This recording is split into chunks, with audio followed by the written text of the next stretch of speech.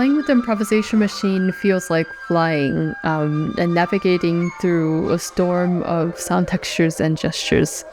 There are some parts that you can control and some parts you just have to react to that are out of your control, but for me, that's the fun part of playing. I designed the improvisation machine in a way that its sound originates first from the sound of the player. So the result is that the machine feels like an uncanny reflection of the performer's aesthetic identity. At some points it feels like an effects process, maybe a bit predictable, but at other points it feels like a completely different being that's playing with me.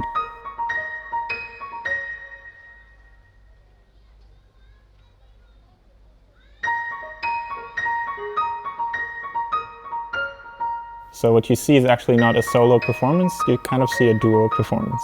That's very much the work of Melody's process. So in a way, I'm more playing within this installation and just expressing myself, playfully feed it something that I play on the piano, and then play with the distance sensor and see what the machine will feed back to me.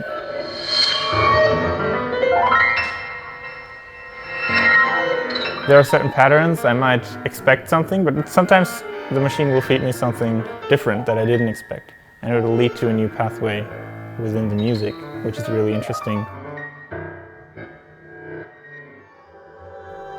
Playing in the Dome was also a very special experience for us.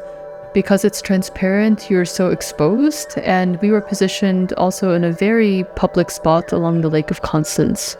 We ended up being in continual encounter with people who had very little exposure to experimental music, and this actually changes the way that I improvise, because I realized that I'm no longer in my own space, but in a shared space, a public space. So I try to play in a way that can make a bridge between my world and the listeners.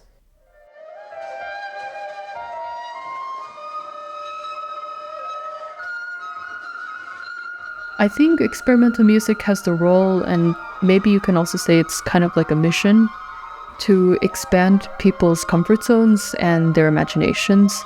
As in, like, you might not agree with everything that's being played in the performance, but you would get exposed to new ideas. So the next time you hear something that's strange or unusual, you might not be so opposed to it anymore.